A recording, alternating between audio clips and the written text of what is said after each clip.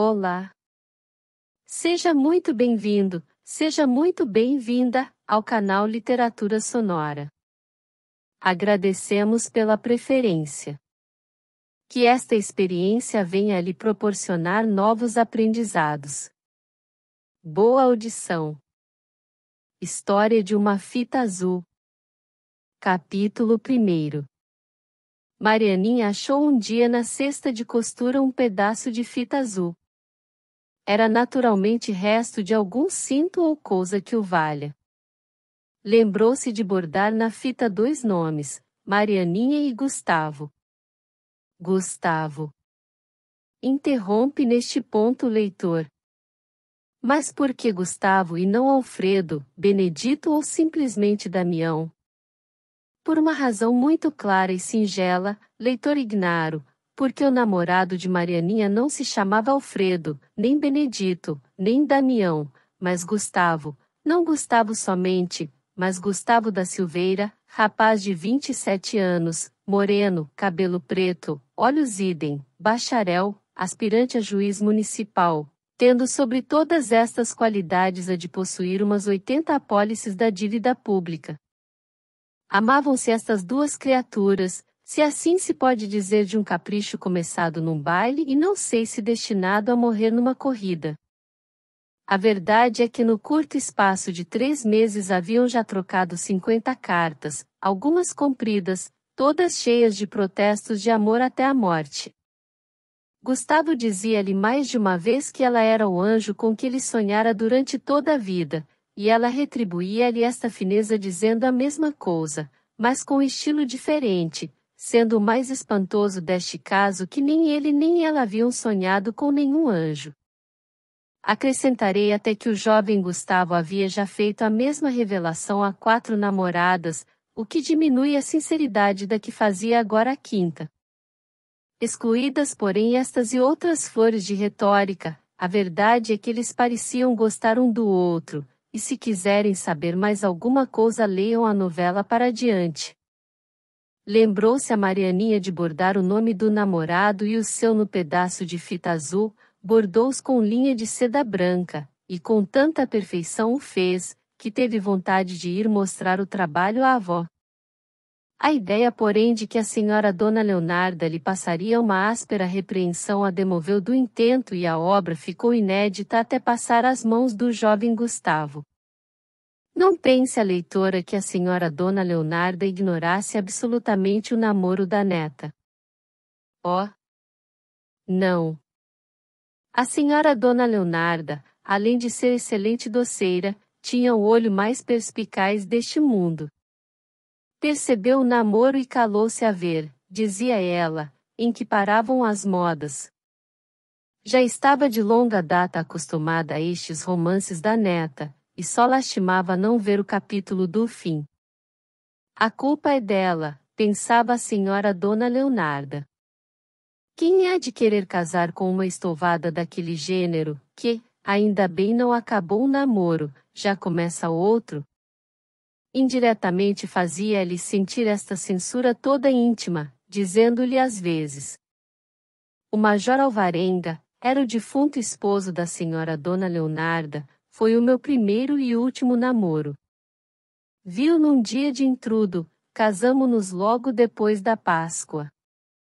Hoje, as moças gostam de andar de namoro em namoro, sem acabar de escolher um. Por isso muitas ficam para tias. Ora, é de notar que o bacharel Gustavo caíra-lhe em graça, e que de todos os namorados de Marianinha era este o que mais adequado lhe parecia.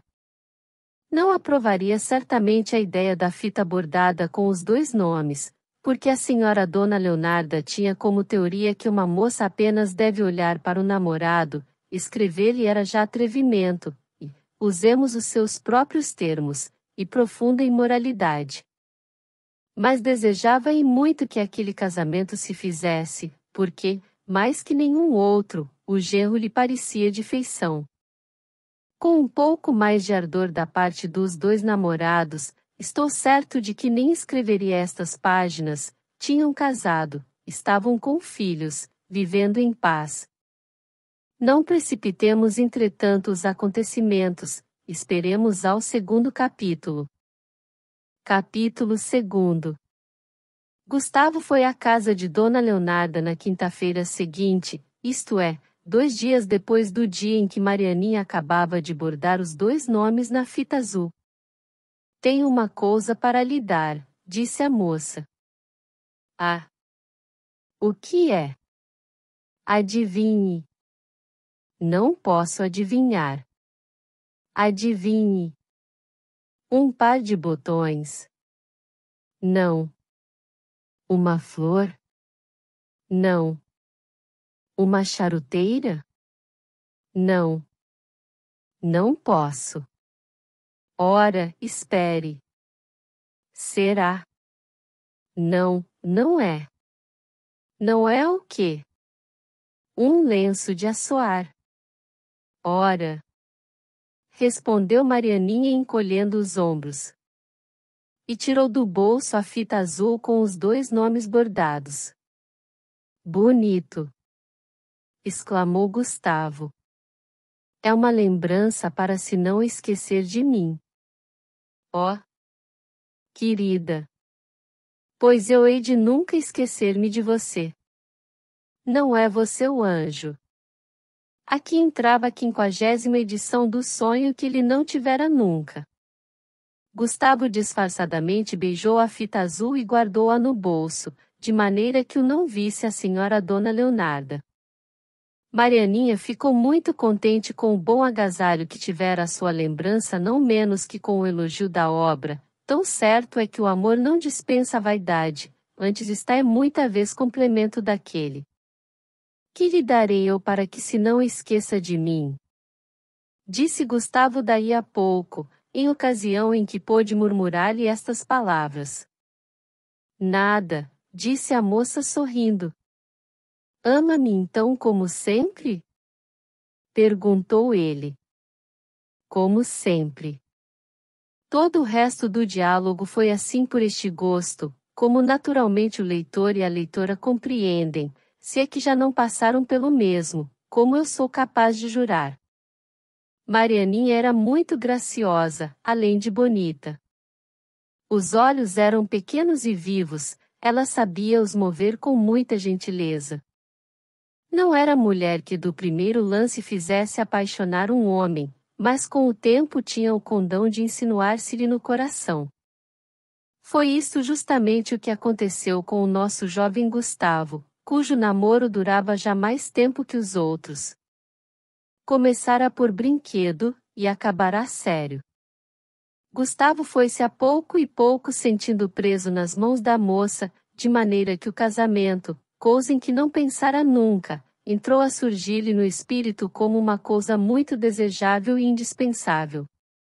Afinal, pensava ele, devo acabar casado, e mais vale que seja com uma boa menina como aquela é, alegre, afetuosa, educada.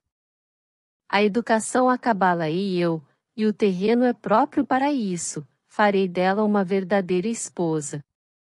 Com estas disposições, deixou Gustavo as suas habituais distrações, teatros, passeios, seatas e todo se entregou ao cultivo do amor. Dona Leonarda viu que a assiduidade era maior e concluiu razoavelmente que desta vez iria o barco ao mar. Para animar a pequena falou-lhe na conveniência de casar com pessoa que estimasse, e não deixasse de dar 2 ou 3 esperanças ao pretendente.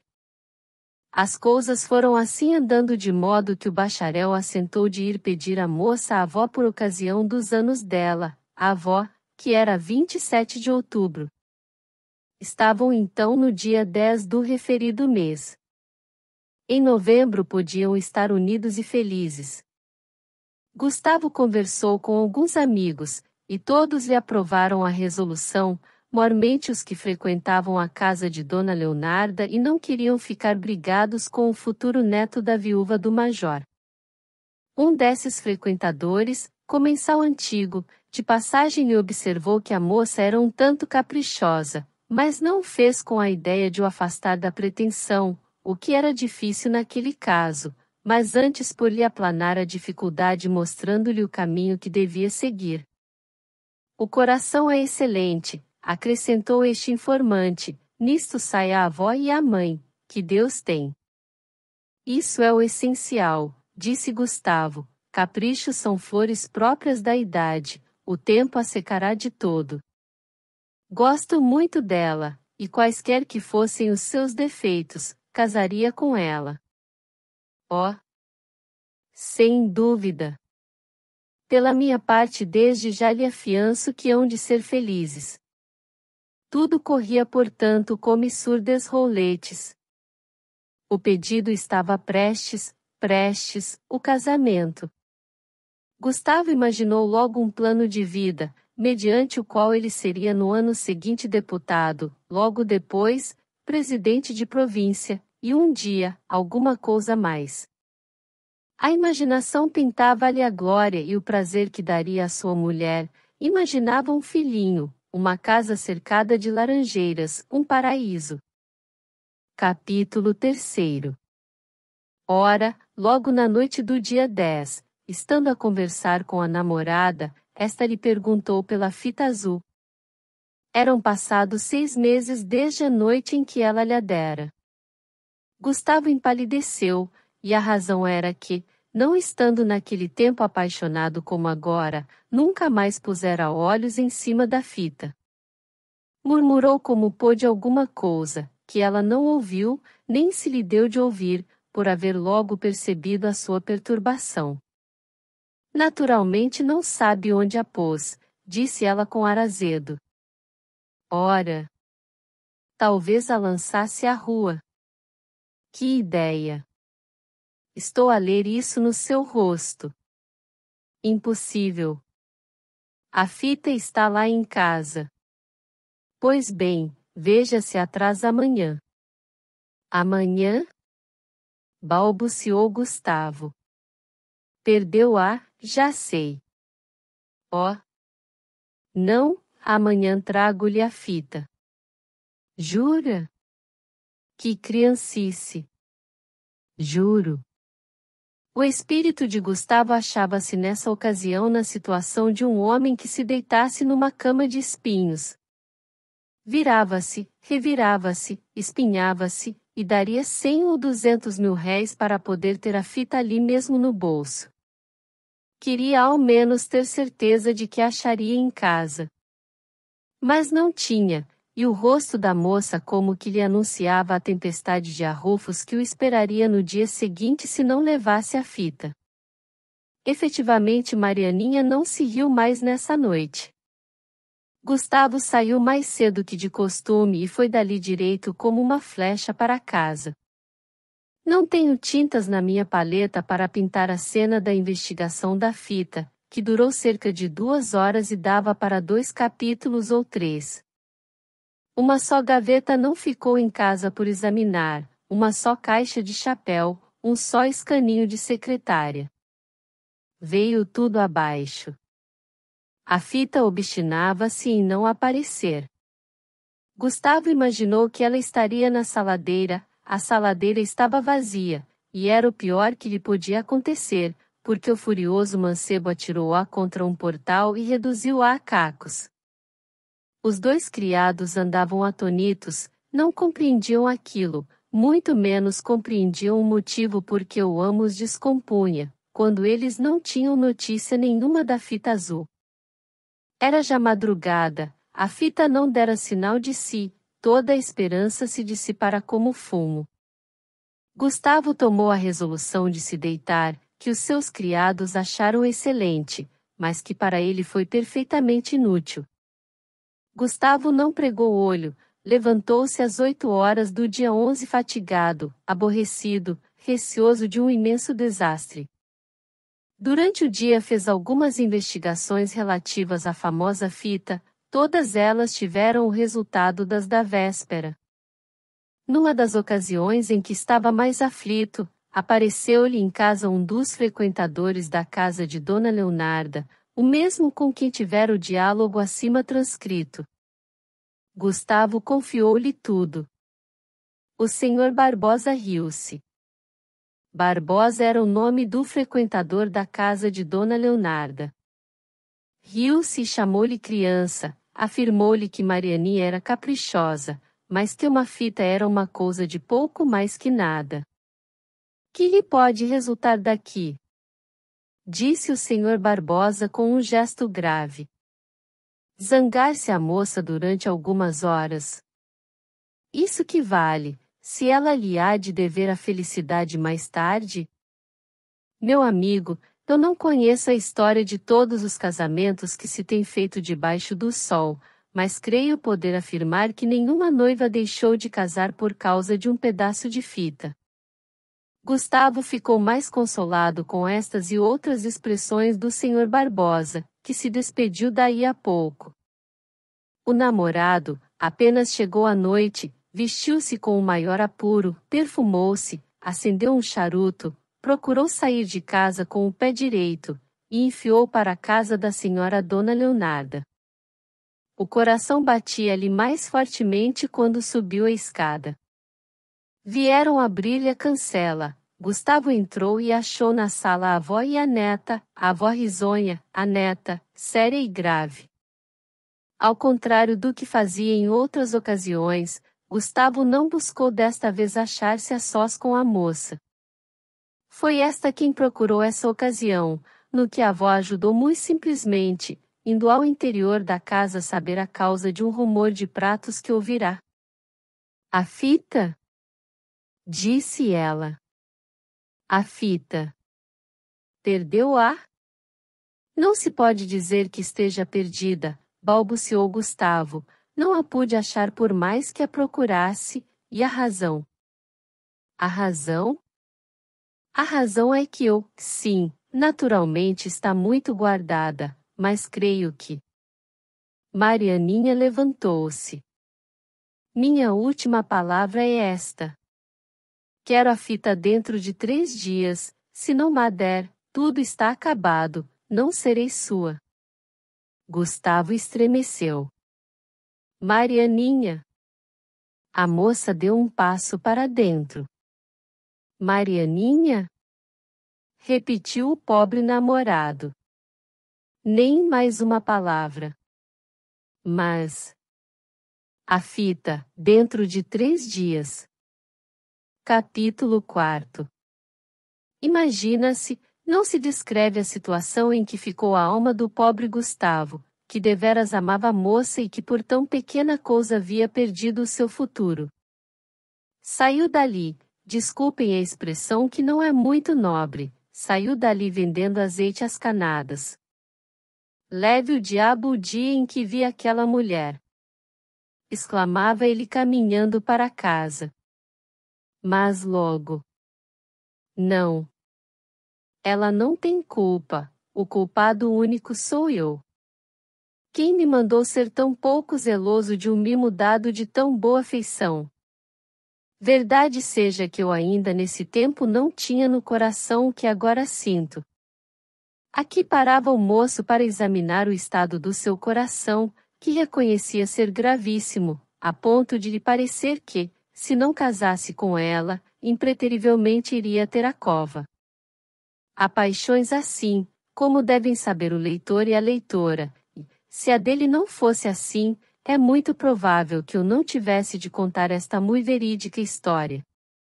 Ao chegar a casa procedeu Gustavo a uma nova investigação, que deu o mesmo resultado negativo. Passou uma noite como se pode imaginar, e levantou-se de madrugada, aborrecido e furioso consigo mesmo. Às 8 horas levou-lhe o criado o café do costume, e na ocasião em que lhe acendia um fósforo para o amo acender charuto, aventurou esta conjectura. Meu amo chegaria a tirar a fita da algibeira do paletó? Naturalmente tirei a fita, respondeu com rispidez o moço, não me lembra se tirei, mas é provável que sim. É que... Meu amo deu-me há pouco tempo um paletó, e pode ser que... Isto foi um raio de esperança no ânimo do pobre namorado. Deu um pulo da cadeira em que se achava, quase entornou a xícara no chão, e sem mais preâmbulo perguntou ao criado. João. Tu vieste salvar-me. Eu? Sim, tu. Onde está o paletó? O paletó? Sim, o paletó. João cravou os olhos no chão e não respondeu. Dize. Fala. Exclamou Gustavo. Meu amo há de desculpar-me. Aqui há tempos uns amigos convidaram-me para uma ceia.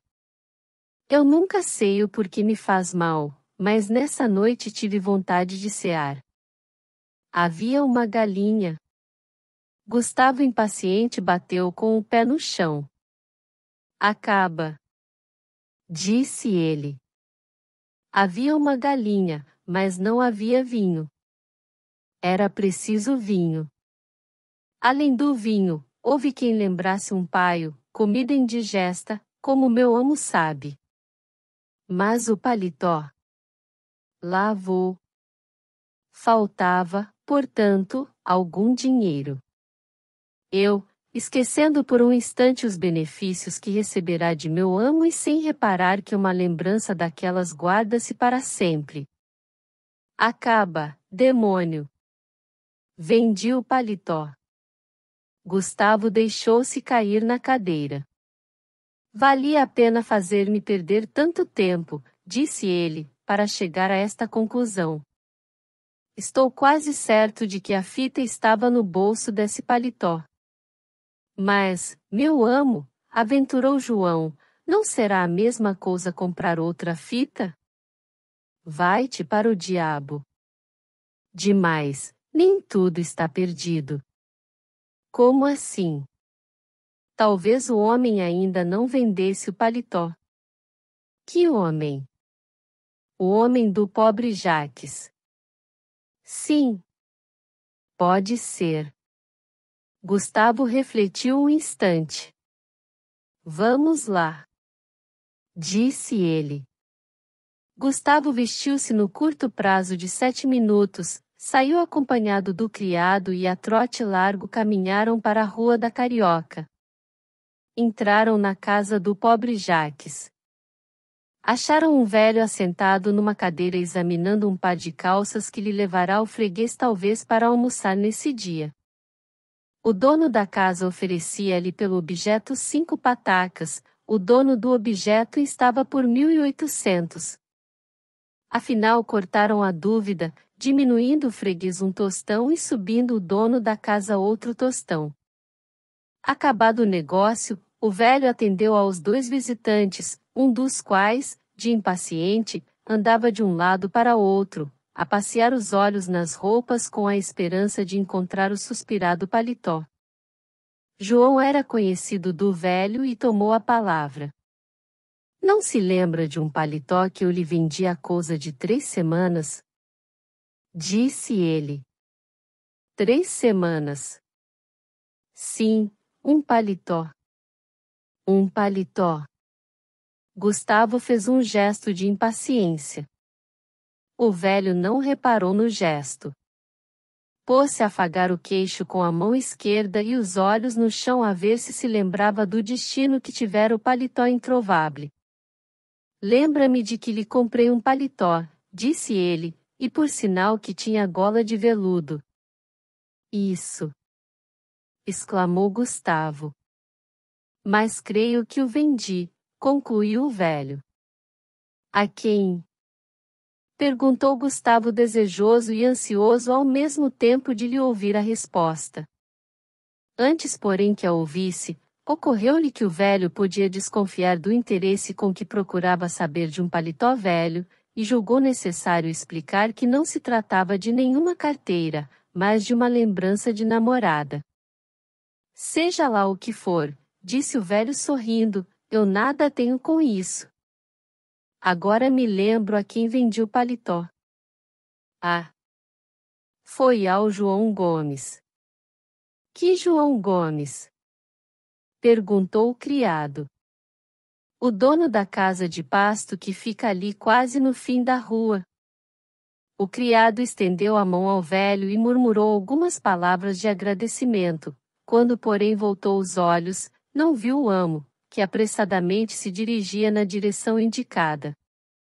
Capítulo 5. João Gomes animava os caixeiros e a casa regurgitava de gente que comia o seu modesto almoço. O criado do bacharel conhecia o dono da casa de pasto. Foi direito a ele. Senhor João Gomes. Olé! Você por aqui. É verdade, venho tratar de um assunto importante. Importante? Muito importante. Fale, respondeu João Gomes entre receoso e curioso. Ao mesmo tempo lançou um olhar desconfiado para Gustavo, que se conservara de parte. Não comprou o senhor um paletó em casa do pobre Jaques? Não, senhor, respondeu muito depressa o interpelado. Era evidente que receava alguma complicação de polícia.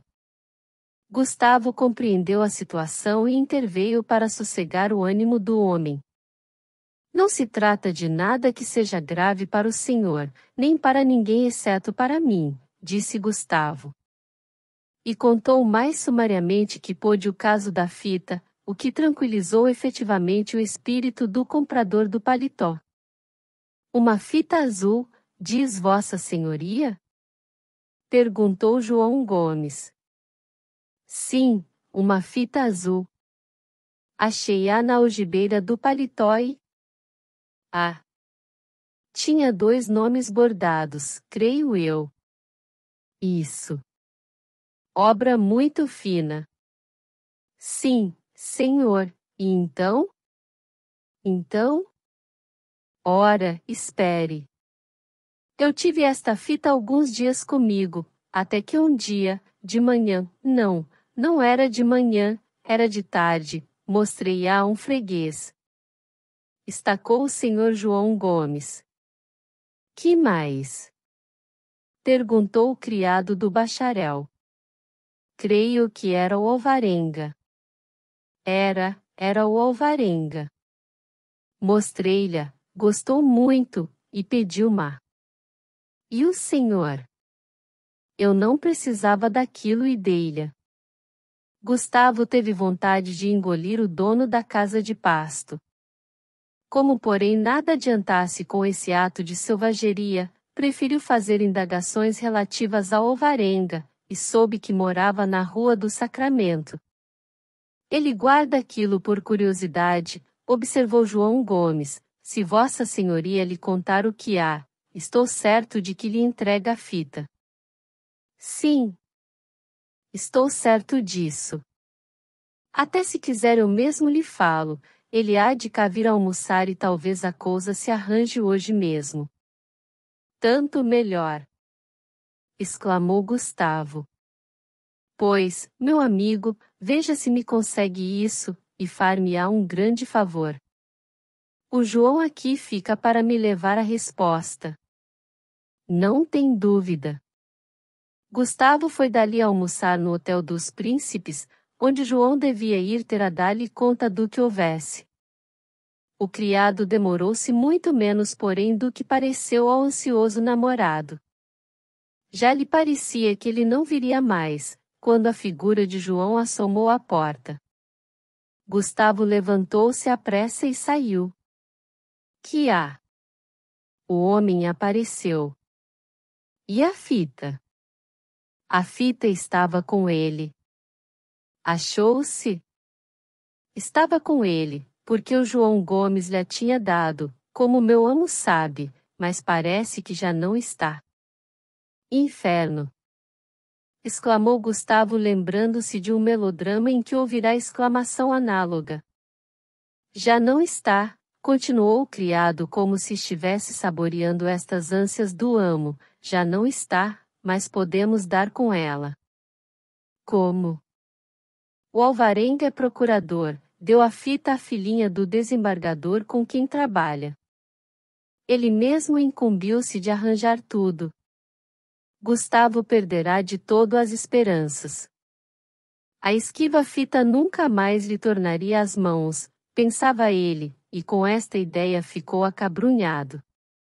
João entretanto reanimou como pôde, afiançando-lhe que achava no senhor Alvarenga muito boa vontade de o servir. Sabes o número da casa dele? Ele ficou de ir à casa de meu amo. Quando? Hoje. A que horas? Às Ave-Marias. Era um suplício fazê-lo esperar tanto tempo, mas como não havia outro remédio, Gustavo curvou a cabeça e foi para casa, disposto a não sair sem saber o que era feito da encantada fita. Capítulo 6. Cruelíssimo foi aquele dia para o mísero namorado, que não podia ler, nem escrever, que só podia suspirar, ameaçar o céu e a terra e que mais de uma vez ofereceu ao destino as suas apólices por um pedaço de fita. Dizer que jantou mal é noticiar ao leitor uma coisa que ele naturalmente adivinhou. A tarde foi terrível de passar. A incerteza misturava-se à ânsia. Gustavo ardia por ver o procurador, mas receava que nada trouxesse, e que a noite desse dia fosse muito pior que a antecedente. Pior seria de certo, porque o plano de Gustavo estava feito, atirava-se do segundo andar à rua. A tarde caiu de todo, e o procurador, fiel à sua palavra, bateu palmas na escada. Gustavo estremeceu. João foi abrir a porta. Ah! Entre, senhor Alvarenga, disse ele, entre para a sala, meu amo está à sua espera. Alvarenga entrou. Então, que há? Perguntou Gustavo depois de feitos os primeiros cumprimentos. Há alguma coisa, disse o procurador. Sim. E logo. Há de admirar-se talvez da insistência com que procuro esta fita, mas é natural, acudiu o procurador abrindo a caixa de rapé e oferecendo uma pitada ao bacharel, que com um gesto recusou. Então parece-lhe que há alguma coisa? Perguntou Gustavo. Sim, senhor, respondeu o procurador. Eu tinha dado aquela fita à filha do desembargador, menina de 10 anos. Quer que lhe conte a maneira por que isso aconteceu? Não precisa. Sempre lhe direi que eu gosto muito dela, e ela de mim. Posso dizer que a vi nascer. A menina Cecília é um anjo. Imagine que tem os cabelos louros e está muito desenvolvida. Ah! Fez Gustavo não sabendo o que havia de dizer. No dia em que o João Gomes me deu a fita dizendo-me, tome lá o senhor que tem em casa exposição. Exposição chama o João Gomes a uma coleção de objetos e trabalhos preciosos que tenho e vou aumentando. Nesse dia, antes de ir para casa, fui à casa do desembargador. Neste ponto entrou na sala o criado João, que, por uma ideia delicada, lembrou-se de trazer uma xícara de café ao senhor Alvarenga. Café? Disse este.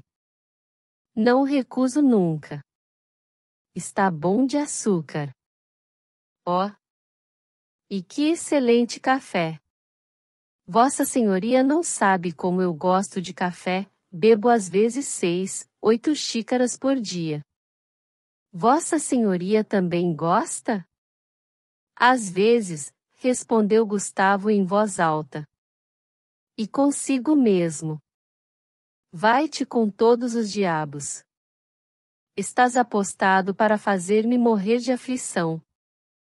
O senhor Alvarenga ia saboreando o café, como entendedor, e contando ao bacharel a maneira por que dera a fita à filha do desembargador. Ela estava a brincar comigo, enquanto eu tirava do bolso alguns papéis para dar ao pai. Com os papéis veio a fita. Que bonita fita, disse ela. E pegou na fita, e pediu-me que lhe a desse.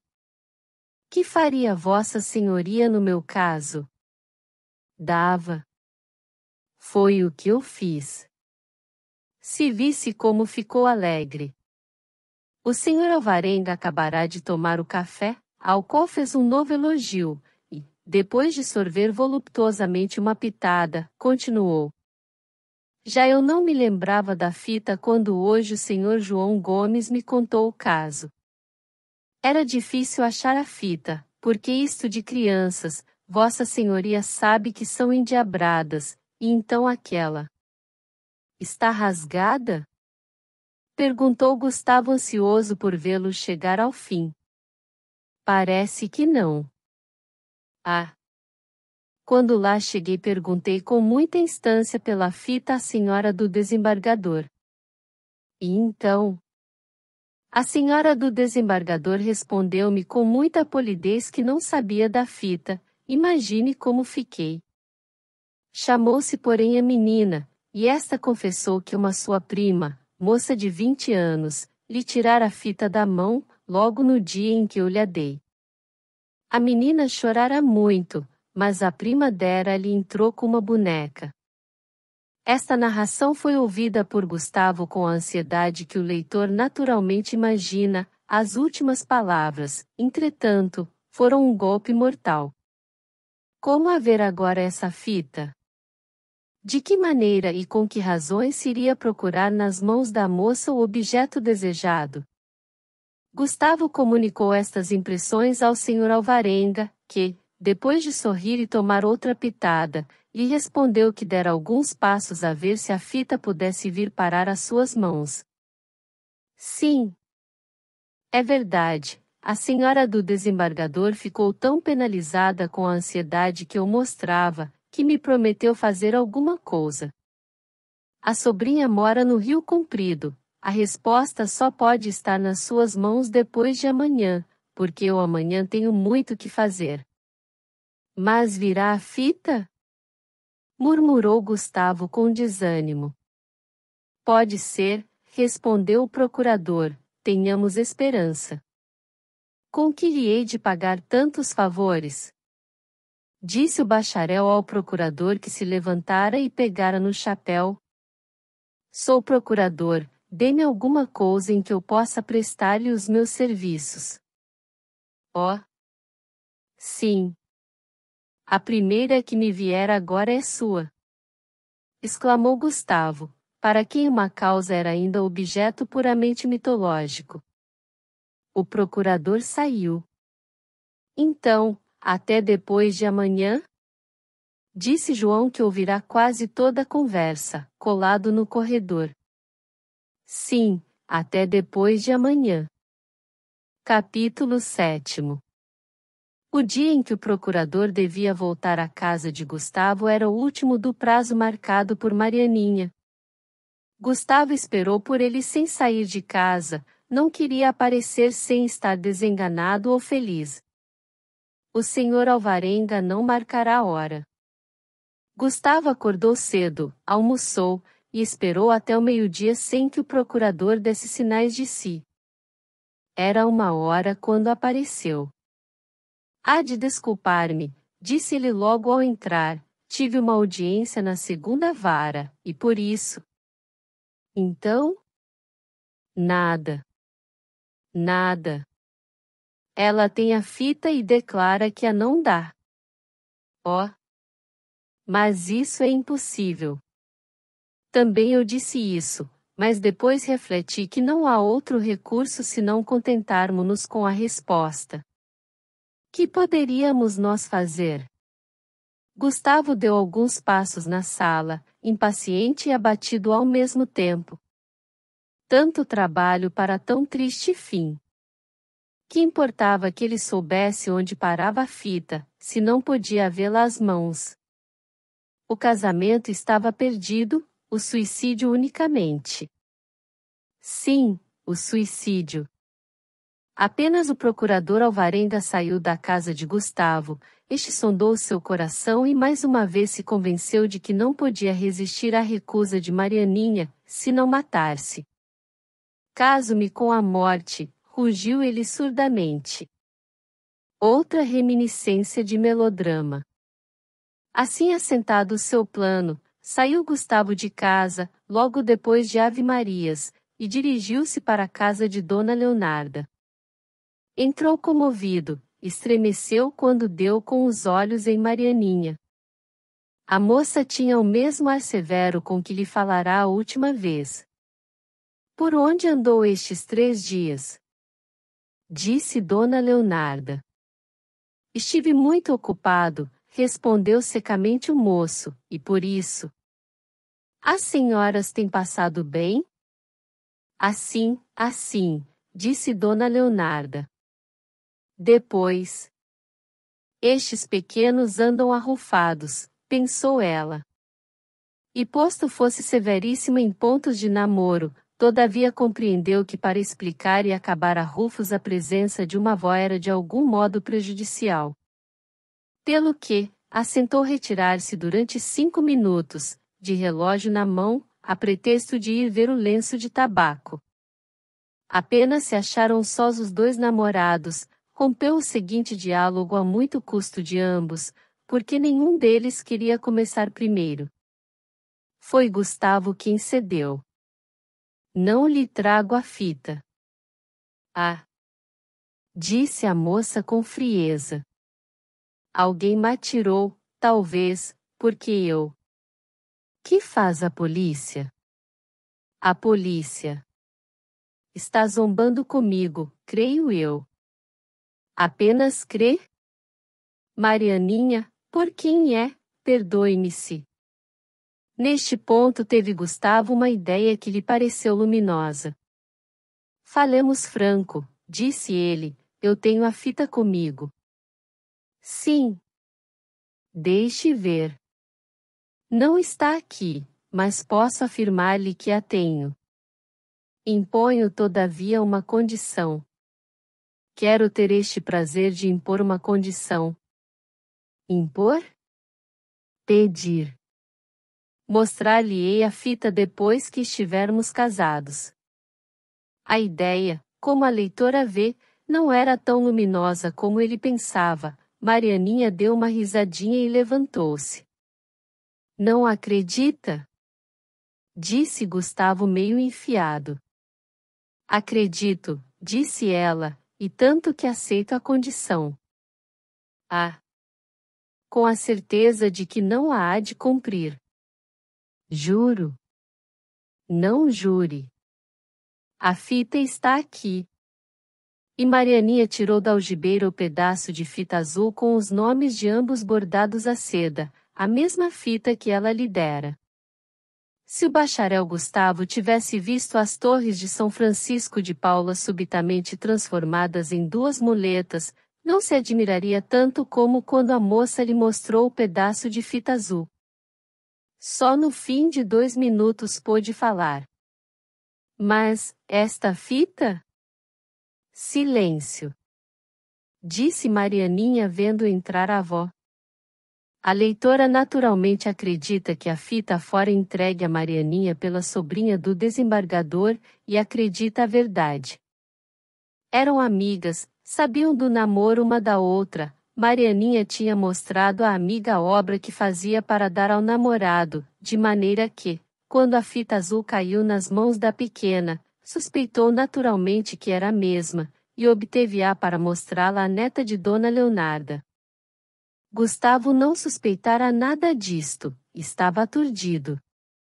Estava sobretudo envergonhado.